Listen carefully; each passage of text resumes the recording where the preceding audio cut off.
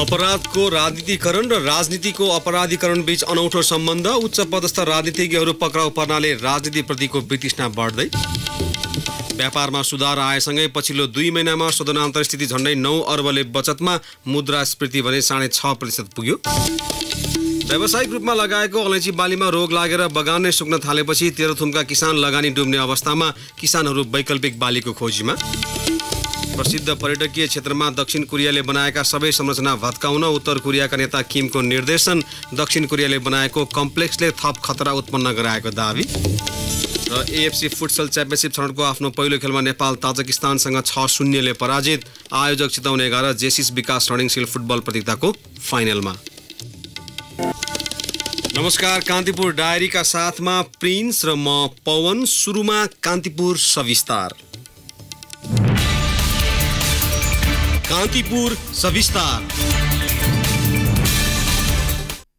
नेपालको हकमा अपराधको राजनीतिकरण र राजनीतिको अपराधीकरण बीच पछिल्लो समय अनौठो सम्बन्ध देखिएको छ। एकपछि अर्को उच्च पदस्थ राजनीतिज्ञहरू आफ्ना कुकृत्यका कारण धमाधम पक्राउ पर्न थालेका छन्। यसले समाजमा नकारात्मक असर त पुर्याउँछ नै, कालान्तरमा राजनीतिप्रतिको वितृष्णालाई समेत बढावा दिने जानकारहरू बताउँछन्। पछिल्लो 2 साता नेपाली राजनीति सांसद तथा नेताहरूको पक्राउले तरङ्गित भयो। निवर्तमान सभामुख तथा नेकपाका सांसद कृष्ण बहादुर महरा बलात्कार प्रयास आरोपमा बालुवाटार स्थित सभामुखको सरकारी निवासबाटै असोज 19 गते पक्राउ परे। त्यसको 8 दिन बित्न नपाउँदै असोज 26 गते कांग्रेस सांसद मोहम्मद आफ्ताब आलम 12 वर्ष अघिको व्यक्ति हत्या सम्बन्धी प्रकरणमा रौतहटबाट पक्राउ परे। आलम पक्राउको पर्सिपल्ट राजपाका सांसद प्रमोद कुमार शाह विमानस्थलमा तोडफोड गरेको आरोपमा काठमाडौँबाट पक्राउ परे। ज्यान मार्ने उद्योगमा संलग्न रहेको अभियोग लागेका नेकपाका सांसद पार्वत गुरुङ कार्तिक 3 गते आफै अदालतमा हाजिर भए र साधारण तारिखमा रिहा भए। यी घटना प्रतिनिधि मात्रै हुन्। यसअघि पनि शक्ति र सत्ताको आडमा अरबौंको भ्रष्टाचार, लुटपाट, अपहरण एवं ज्यानमार्ने उद्योगमा संलग्न रहेको आरोपमा थुप्रै नेता तथा कार्यकर्ता पक्राउ परिसकेका छन्। आखिर किन संवेदनशील व्यक्तिबाटै यस्ता घटना घट्छन्? राजनीतिक विश्लेषक झलक सुवेदी। शक्तिकै आडमा घटनाहरूलाई सामसुम पार्ने राज्यका विभिन्न निकायहरू, न्याय सम्पादन गर्न पर्ने निकायहरूमा त्यसबाट स्केप भएको। अब नेपाली राजनीति बलियो छैन। फेरि माओवादी दण्डकालदेखि यताका घटनाक्रम हेऱ्यो भने राज्य अलिक मिडिया कमजोर, कानुनभन्दा भिड बलियो हुने खालको जुन अवस्था थियो, त्यसबाट अब बिस्तारै ट्र्याकमा जान खोजेको जस्तो सङ्केत चाहिँ हो।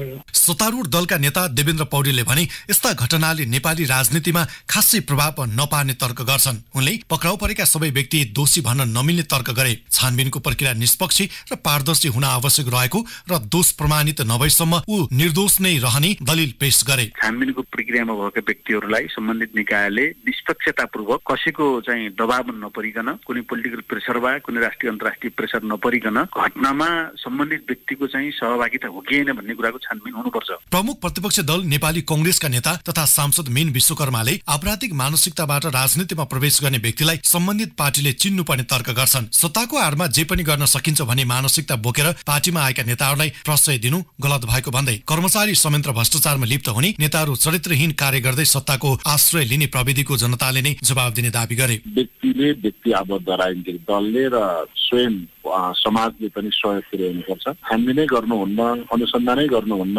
भनेर भन्न थालियो भने चाहिँ भोलि विधिको शासन कायम हुँदैन। विधिको शासन कायम नभएपछि विधि र व्यवस्थाप्रति नै वितृष्णा जाग्छ। यसका लागि हाम्रो पार्टी र अरू पार्टीले पनि भरपूर सहयोग पुर्याउनुपर्छ। तर किन यस्ता घटनाहरू बढिराखेका छन् भन्दाखेरि अपराधलाई राजनीतिकरण गर्ने र राजनीतिलाई अपराधीकरण गर्ने यी दुईटै क्रमहरू बढेको छ। अपराधमा संलग्न भएको थाहा हुँदाहुँदै पनि कतिपय नेता तथा कार्यकर्ता कानुनी दायरामा आउन नसक्नु तराईमा रहेको खुला सीमा पनि एक मानिन्छ। नेपालमा अपराध गर्ने र भारतमा गएर लुकेर बस्ने गरेका कारण पनि कारबाहीको प्रक्रिया त्यति प्रभावकारी देखिँदैन। जब आफ्नो पार्टीको सत्ता आउँछ तब नेपालमा पुनः राजनीतिको नाममा आपराधिक गतिविधि बढाउन सक्रिय देखिने विगतको पाठले सिकाएको छ। राजपा नेता मनिष सुमनले पनि तराईमा खुला सीमा भएकै कारण आपराधिक मानसिकता भएका नेताहरूको आश्रय स्थल भएको स्वीकार गर्छन्। 12-15 जना एसपी साहब फेरिनु भएको छ, त्यतिकै संख्यामा सिडिओ साहबहरू फेरिनु भएको छ, त्यसरी नै गृहमन्त्री फेरिनु भएको छ। सबैलाई थाहा हुँदा हुँदै पनि 64 सालको घटनाको अहिलेसम्म सजाय नहुनु उदेक लाग्दो छ। राज्य सत्ता शासकहरू पूर्वाग्रही थिए तसर्थ उनीहरूले दण्ड सजाय दिएनन्, लुकाए। हामी पनि एकजना सचेत नागरिकको हकले कहीँ कुनै घटना भएको छ भने त्यसलाई कानुनको दायरामा ल्याउन आफ्नो तर्फबाट खेल्नुपर्ने भूमिका खेल्नु पर्दछ। यतिका दिन थिएन, अहिले भयो, त्यो राम्रो। कानुन व्यवसायी तथा अधिवक्ता सुनिल पोखरेल नेपालको कानुनी शासन नै कमजोर भएको स्वीकार गर्दै कानुनको किनबेच हुनु तथा सत्ता र शक्तिका आडमा न्यायालयलाई नै प्रभावमा पार्नु राजनीतिक आवरणमा अपराध प्रमुख कारण रहेको बताउँछन्। राजनीतिक दलमा को कुन अपराधमा संलग्न छ भन्ने थाहा हुँदाहुँदै त्यसलाई संरक्षण गर्ने प्रविधि प्रमुख नेताहरूमा भएको उल्लेख गर्दै उनले भने आफै कानुन बनाउने अनि आफै कार्यान्वयन नगर्ने र त्यही आडमा अपराध गर्ने। पछिल्लो घटनाक्रम हेर्नुहुन्छ भने यो चाहिँ सबै फौजदारी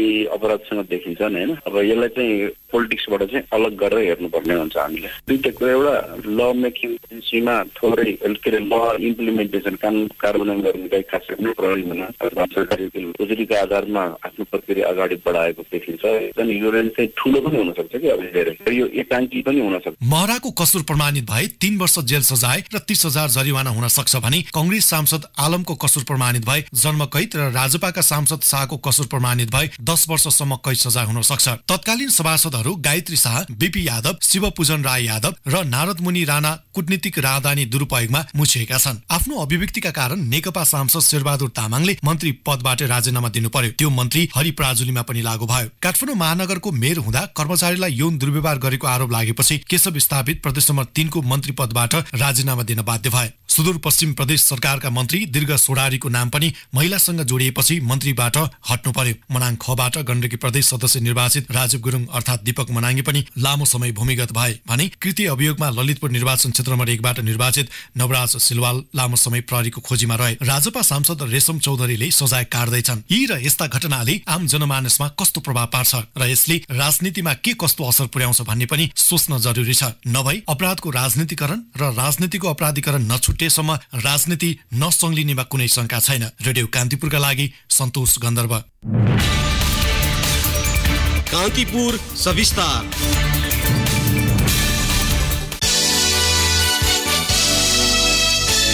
व्यापारमा सुधार देखिएसँगै भदौमा पनि मुलुकको शोधनान्तर स्थिति बचतमा देखिएको छ। राष्ट्र ब्याङ्कले सार्वजनिक गरेको प्रतिवेदन अनुसार चालु आर्थिक वर्षको 2 महिनामा शोधनान्तर स्थिति 8 अर्ब 83 करोडले बचतमा देखिएको हो।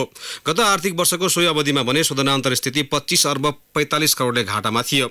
यस्तै भदौ मसान्तसम्म कुल वस्तु निर्यात करिब 26% बढेर 18 अर्ब 50 करोड पुगेको छ। वस्तुगत आधारमा पाम तेल, अलैँची, जुट, धागो लगायतका सामग्रीको निर्यात बढ्दा जस्तापाता, जुस, तार, तयारी पोसाक, पस्मिना लगायतको घटेको छ। कुल वस्तु आयात 1.2% घटे पनि 2 महिनामा मुलुकको व्यापार घाटा 2 खर्ब 11 अर्ब पुगेको केन्द्रीय ब्याङ्कले जनाएको छ। खाद्य तथा पेय पदार्थको मूल्य आकाशीयसँगै 2 महिनाको औसत मुद्रास्फीति 6.5% पुगेको छ।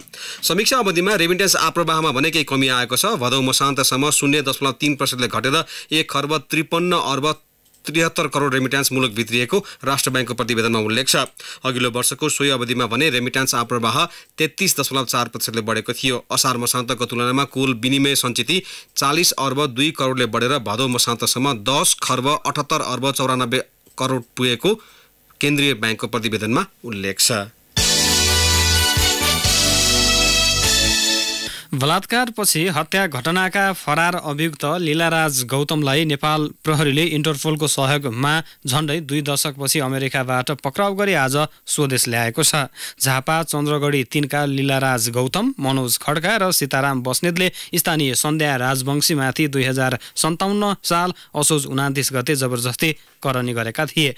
करनीपछि 3 जनाको समूहले राजवंशीको हत्या गरी शव रुखमा झुन्डाएका थिए।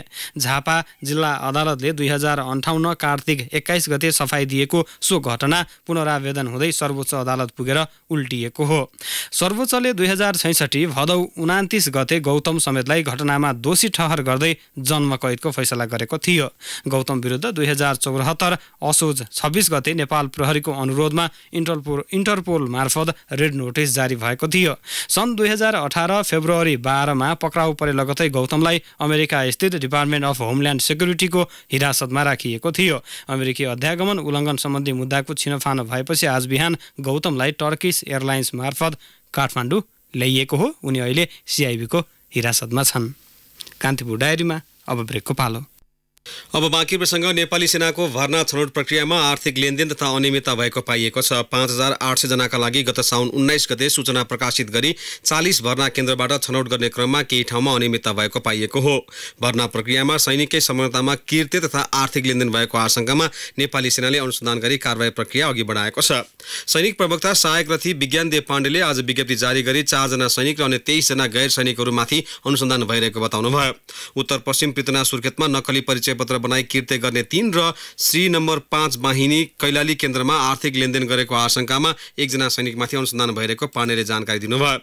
उत्तर पश्चिम पृतनाकै केन्द्रमा नक्कली परीक्षार्थी पठाएर परीक्षा दिन लगाउने 6 र 9 जना नक्कली परीक्षार्थीलाई जिल्ला प्रहरी कार्यालय सुर्खेतले पक्राउ गरी अनुसन्धान गरिरहेको छ। सोही घटनामा संलग्न अन्यको पनि खोजी भइरहेको प्रवक्ता पाण्डेले बताउनुभयो। त्यस्तै जुम्ला स्थित श्री नम्बर 24 बाहिनी र कैलाली स्थित श्री नम्बर 5 बाहिनीबाट 4 जना नक्कली परीक्षार्थी पक्राउ परेका छन्। उनीहरूलाई परीक्षा दिन लगाउने वास्तविक परीक्षार्थी भने फरार छन्। अन्य 3 वटा भर्ना केन्द्रमा पनि आर्थिक लेनदेनमा संलग्न 4 जना गैर सैनिक व्यक्ति पक्राउ परिसकेको नेपाली सेनाले जनाएको छ।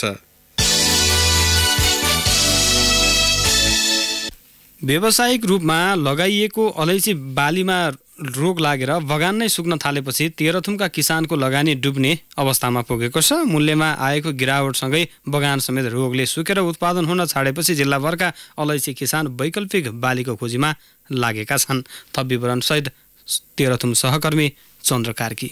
अन्नबाली फल्ने खेतबारी मासेर अलैँची खेतीमा लागेका जिल्लाभरका किसान गानो कुहिने, छिर्के फुर्के र बगान डडुवा रोगको प्रकोप महामारीको रूपमा फैलिएपछि लगानी डुब्ने डरले निराश छन्। खेती लगाएको वर्ष दिन नपुग्दै बगानमा रोगको प्रकोप फैलिएपछि किसानका लागि पहिलो गाँसमै ढुङ्गा भने जस्तै भएको छ। लालीगुराँस नगरपालिका 9 सोलमाका अलैँची किसान टङ्कबहादुर बस्नेत र उमादेवी बस्नेत। गयो 1 साल पनि यसको चाहिँ आम्दानी नलिकन सबै चाहिँ सखाप भएर गयो मरेर, होइन नगदे बालीले नै चाहिँ अर्को चाहिँ अन्नबाली भन्दा धेरै फाइदा हुने भएको हुनाले यो हामीले लगाउनको लागि, तर यसको अब उपचार पाइएन। विभिन्न खालको चाहिँ रोग लागेर सबै चाहिँ आम्दानी नदिकन सबै चाहिँ सखाप भएर गयो, होइन। मकै बारी धेरै फल्नेमा अलैँची लायम धेरै उब्जना हुन्छ भनेर त्यही के भएर मरो, खोइ कृषिको मान्छेहरू नि आउनुहुन्न हेर्नुहुन्न, के भएर मरो, सबै सखाप भयो। सुरुमा बगानका केही बोटमा देखिएको यो रोगको प्रकोप अहिले जिल्लाभरको बगानमा देखा परेको छ।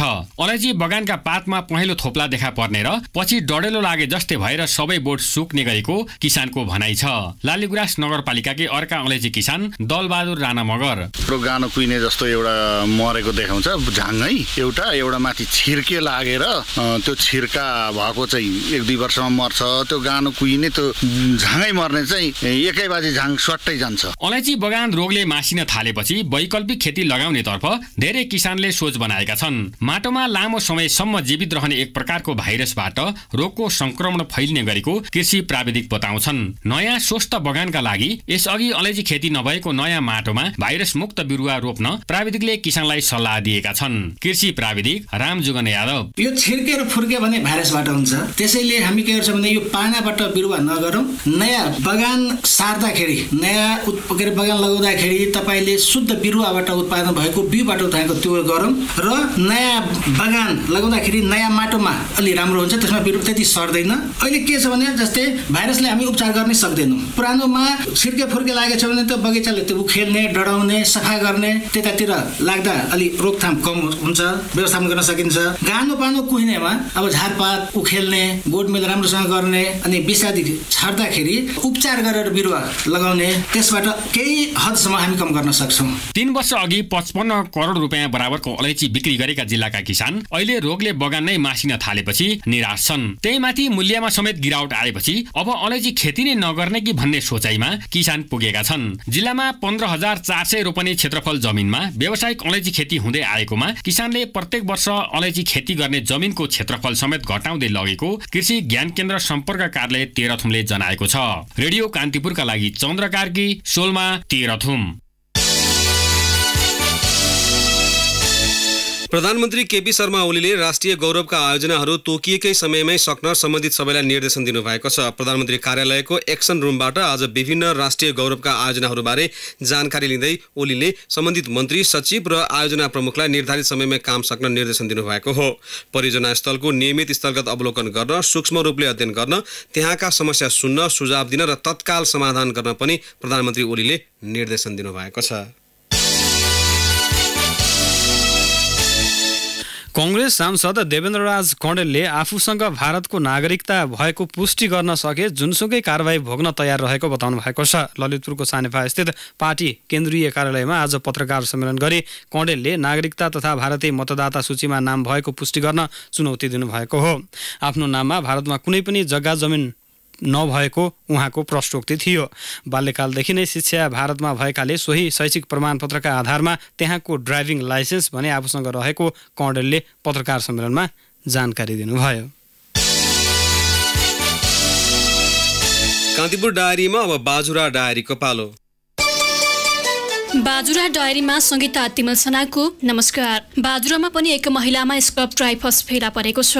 वर्षायामसँगै जिल्ला अस्पताल बाजुरामा धेरै बिरामी बढ्न थालेपछि उपचारमा स्वास्थ्य कर्मीले विशेष ध्यान दिन थालेपछि बाजुरा जिल्ला अस्पतालमा स्क्रब टाइफसका बिरामी भेटिएका हुन्। जिल्लाको बडीमालिका नगरपालिका पिनालेकी 51 वर्षीय महिला किटी कार्की स्क्रब टाइफसले संक्रमित भएको जिल्ला अस्पतालका सूचना अधिकारी कुला रावले जानकारी दिनुभयो।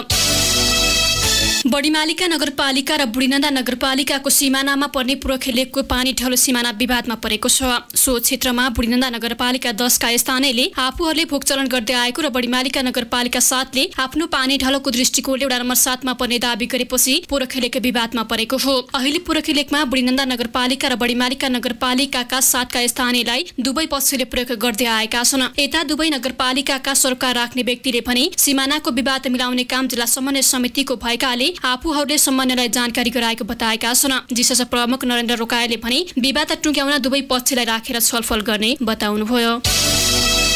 बुढीनन्दा नगरपालिका 2 कोल्टीमा रहेको जनप्रकाश उच्च मावि र बुढीनन्दा क्याम्पसका विद्यार्थी खुला ठाउँमा दिशा पिसाब गर्ने गरेका छन्। विद्यालयमा मावि उच्च मावि र स्नातक गरी 1400 विद्यार्थी भए पनि शौचालय प्रयोगमा नहुँदा नजिकै रहेको जैतुनको बगैँचा र खुला ठाउँमा शौच गर्ने गरेको विद्यार्थीहरू बताउँछन्। विद्यालयमा शौचालय भए पनि अव्यवस्थित र पानीको अभावका कारण खुला ठाउँमा दिशा पिसाब गर्ने गरेको विद्यालयका शिक्षक धीरबहादुर दानीले बताउनुभयो। बडीमालिका नगरपालिका 6 स्थित कुर्दमा सिँचाइ कुलो निर्माण भएपछि स्थानीय खुसी भएका छन्। नगरपालिकाको आर्थिक सहयोगबाट चाल्ने खोलादेखि बुढा कुर्दसम्मको करिब 305 मिटर लामो सिँचाइ कुलो निर्माण भएपछि स्थानीय खुसी भएका हुन्। सिँचाइ कुलोबाट कुर्दका 438 भन्दा बढी घर परिवार लाभान्वित भएको चाल्ने खोला बुढा कुर्द डोकडी सिँचाइ कुलो निर्माण उपभोक्ता समितिका अध्यक्ष शेरबहादुर दानीको भनाइरहेको थियो। हवस् त आजलाई बाजुरा डायरी यति नै। संगीता तिमलसना बिदा हुन्छु। नमस्कार। ब्रेकपछि अब आर्थिक प्रसङ्ग। सरकारले सङ्खुवासभा स्थित 1061 मेगावाटको माथिल्लो अरुण अर्ध जलाशय युक्त जलविद्युत आयोजनाको सर्वेक्षण अनुमति पत्र जारी गरेको छ। विद्युत प्राधिकरणको पूर्ण स्वामित्वमा रहेको अपर अरुण हाइड्रो इलेक्ट्रिक लिमिटेडलाई ऊर्जा जलस्रोत तथा सिँचाइ मन्त्रालयले आयोजनाको लाइसेन्स दिएको हो। लाइसेन्सको अवधि 2 वर्षको रहने ऊर्जा मन्त्रालयले जनाएको छ। सरकारले माथिल्लो अरुण आयोजनालाई जनताको जलविद्युत कार्यक्रम अन्तर्गत सर्वसाधारणलाई सेयरमा लगानी गर्न दिएर निर्माण गर्ने घोषणा यसअघि नै गरिसकेको छ।